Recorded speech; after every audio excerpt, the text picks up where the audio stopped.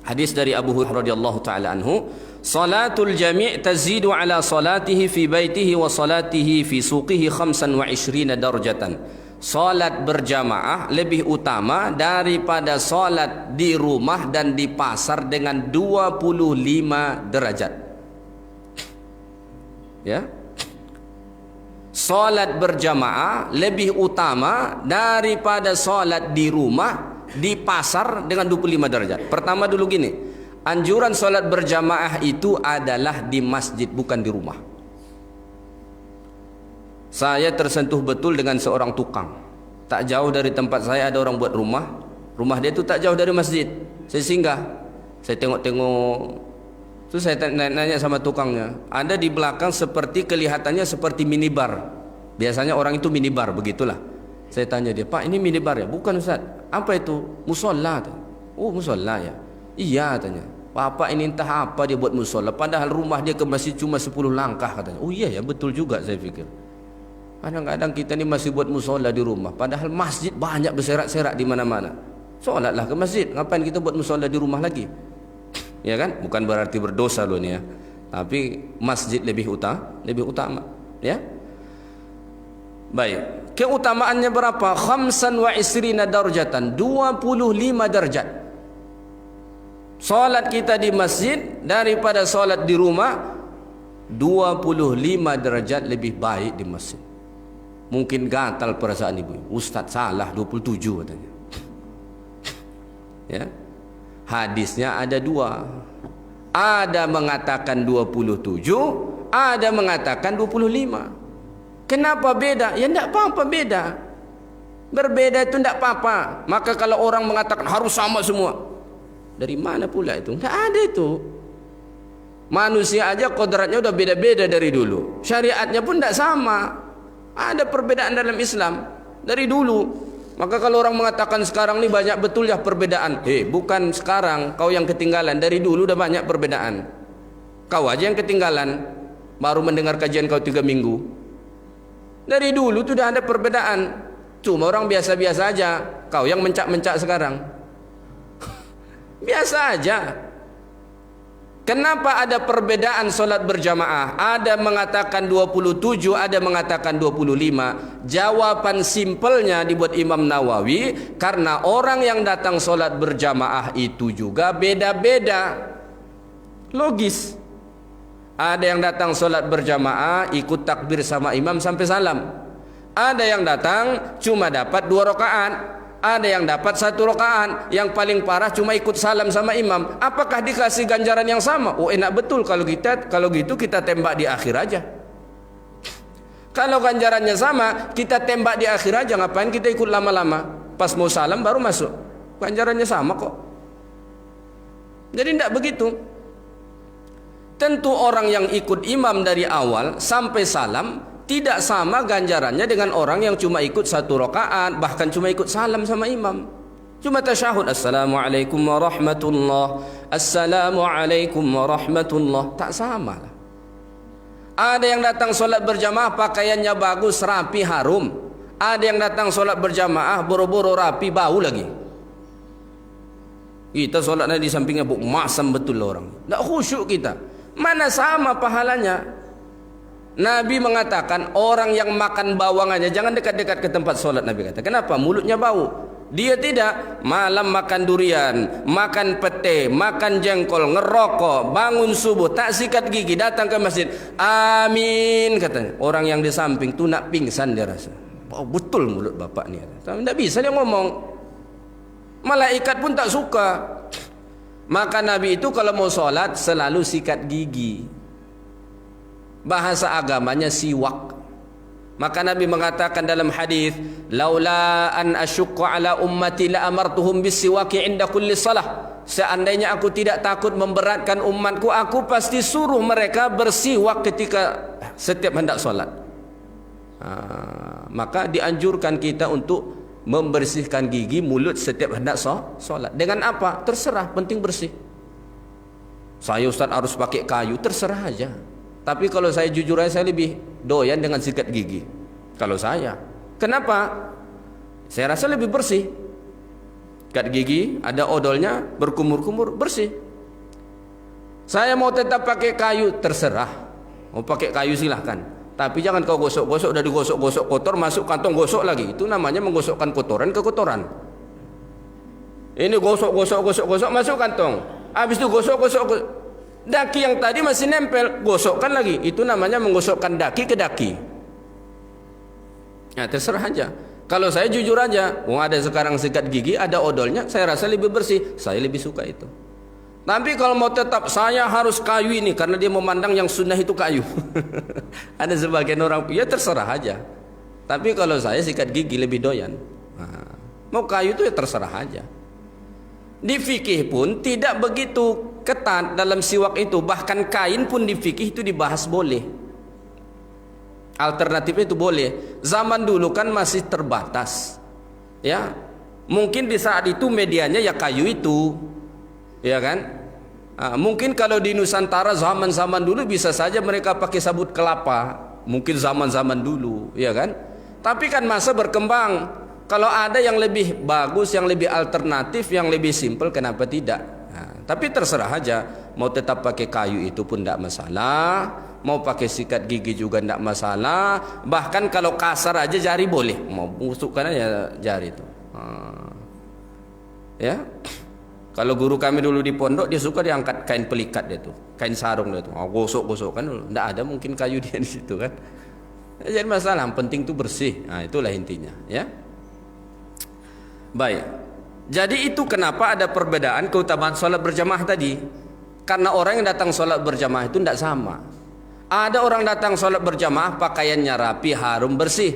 Ada orang tidak datang sholat berjamaah pakai celana jeans, pakai kaosnya bertulis-tulis pula lagi. Ya kan? Saat dia berdiri masih aman, ruku aman. Saat sujud, mohon maaf, celana dalamnya pun kelihatan. Ada begitu. Ya. Biasanya sholat zuhur dan asar, apalagi masjid-masjid pinggir jalan kita singgah, ada ketemu yang begitu. Ya. Mohon maaf sampai celana dalamnya pun kelihatan. Kita mau ngasih tahu ndak enak, ndak dikasih tahu ndak enak. Apakah sama kemudian pahala dia dengan orang yang sholat berjamaah yang lain? Ya tentu tidak. Maka logis ada perbedaan itu tadi logis. Ya. Maka jangan heran, kok di sini 27, di sini 25. Tidak apa-apa, itu biasa. Ya. Hadis itu walaupun kelihatannya kontradiktif pada zahirnya, kalau dikaji itu tidak kontradiktif. Boleh tidak minum berdiri? Bapak Ibu, boleh tidak minum berdiri? Tidak boleh. Hadis yang melarang itu ada. Tapi hadis yang menjelaskan bahwa Nabi minum berdiri juga ada. Orang kalau dia tengok teks hadis saja begitu error dia. Sini dilarang, sini Nabi kok minum berdiri? Nabi melanggar larangannya sendiri. Tidak begitu. Ya, tidak begitu. Maka itu ada pembahasan hadis-hadis yang pada zahirnya nampak kontradiktif. Maka digunakan metode al-jam'u namanya. Dikompromikan kedua hadis itu. Ya, kapan Nabi melarang berdiri minum? Ya saat-saat normal. Kapan Nabi minum berdiri? Saat orang terlalu ramai, saat melaksanakan sholat ibadah haji. Kalau Nabi duduk bisa saja diinjak orang. Maka kita lihat kondisinya. Kalau kondisinya tenang, aman, ada tempat duduk, ya minumlah duduk. Tapi mungkin ada kondisi tertentu tidak memungkinkan kita duduk. Ya silakan minum berdiri. Tidak sampai haram kok. Paling tinggi makruh. Sama pertanyaan kedua. Boleh tidak kencing berdiri laki-laki? Boleh kenapa? Ada memang larangan di dalam satu teks. Tapi dalam teks lain Nabi saja pernah melakukan. Maka kembali lihat kondisinya. Ada orang kadang-kadang itu masjid-masjid buat toilet kencing berdiri, Yahudi itu katanya. Kok sesimpel itu menyimpulkannya?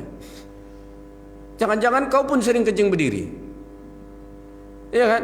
Tapi teriaknya itu toilet dibuat berdiri, itu toilet Yahudi itu katanya. Jangan-jangan dia pun sering buat. Kok semudah itu mengatakan Yahudi? Tengok dulu Ada orang kalau dia turun aja ke bawah dan tidak bisa bangkit. Kenapa? Engsel lututnya dah rusak. Kalau dia punya toilet yang jongkok tu tidak bisa dia bangkit. Susah payah dia. Berdiri aja lah. Susah-susah mau mengeluarkan air aja pun. Ya kan? Daripada tumbang di kamar mandi yang jongkok tu, cari yang berdiri. Apa susahnya? Islam itu tidak susah, simple. Ya kan? Ada orang kadang-kadang mudah saja memvonis. Itu kalau kencing berdiri, toiletnya berdiri, itu toilet Yahudi itu katanya. Mana pula lah rujukannya itu. Ya kan? Jadi Islam itu agama yang logis dan simple, tidak memberatkan umatnya. Maka kita melihat sikonnya, situasi dan kondisinya seperti apa. Kalau memang dalam keadaan normal, bagus semua, ya silakanlah jongkok. Tapi kadang-kadang kita berada di suatu tempat, mohon maaf, toilet mau jongkok aja tidak ada. Apakah kamu menahan kencing begini terus? Kalau saya keluarin aja di berdiri itu. Pada penyakitan awak, ya kan? Ada kadang-kadang di tempat tertentu dah nggak ada pilihan, cuman itu. Apa ditahan terus begini berjam-jam? Tidak mungkin juga. Keluarin aja di situ, tidak apa-apa. Ya, boleh. Paling tinggi hukumnya makruh, tidak sampai haram. Nah, begitulah. Baik. Bagaimana supaya mendapatkan, dah habis waktu belum? Belum ya?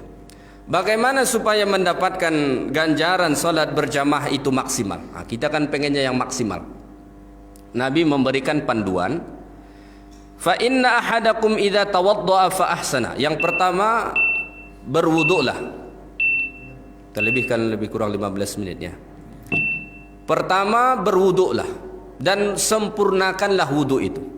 Dan sebaiknya wuduknya di rumah.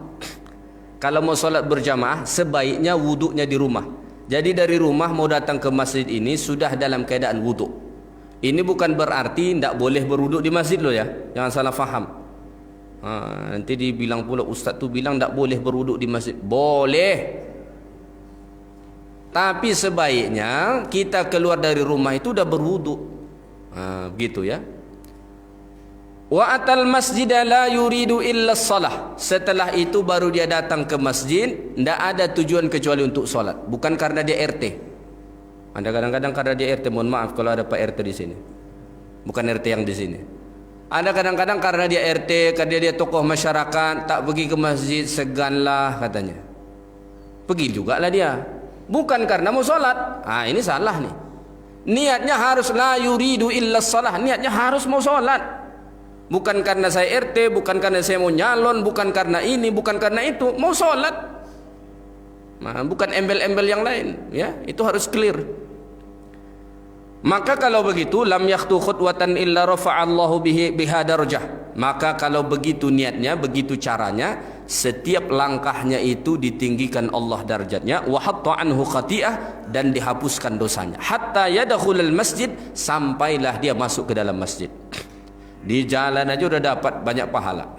Tapi caranya dengan tadi, wudhu, niatnya baik, maka setiap langkah itu pahala ampunkan dosa, pahala ampunkan dosa, pahala ampunkan dosa.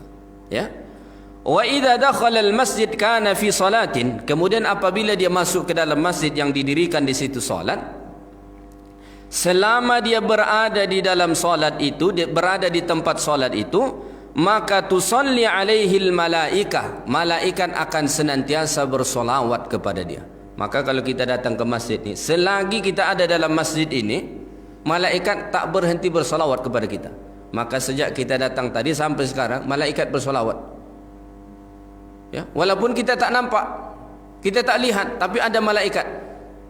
Ya, apa solawat malaikat itu? Doa. Mereka mendoakan kita. Apa doa mereka? Kata Nabi, Allahumma ghfir lahu, Allahumma arhamhu, Allahumma ghfir lahu, Allahumma arhamhu. Ya Allah, ampuni dia, rahmati dia, ampuni dia, rahmati dia.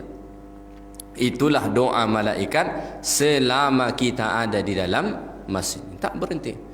Maka kalau bisa subuh, ya, terutama mungkin bapak ibu yang sudah tidak banyak aktivitas, anak-anak sudah nikah semua, dah besar-besar, kerja sudah pensiun, tiap bulan hanya ambil pensiunan, makan minum, tinggal itu lagi aktivitas. maka nyaman-nyamankanlah di masjid ni. Kalau habis solat subuh tu di sinilah dulu. Dan tidak ada kajian, duduk aja di sini. Kalau sempat berzikir, berzikirlah. Bisa baca Quran, baca Quranlah. Duduk aja pun dah dapat pahala. Ya, bersolawat terus malaikat sampai masuk waktu syuruk. Bila masuk waktu syuruk, solat sunat, dapat ganjaran yang sangat besar. Dan inilah ibadah yang selalu dikerjakan oleh Rasulullah sallallahu alaihi wasallam, ya.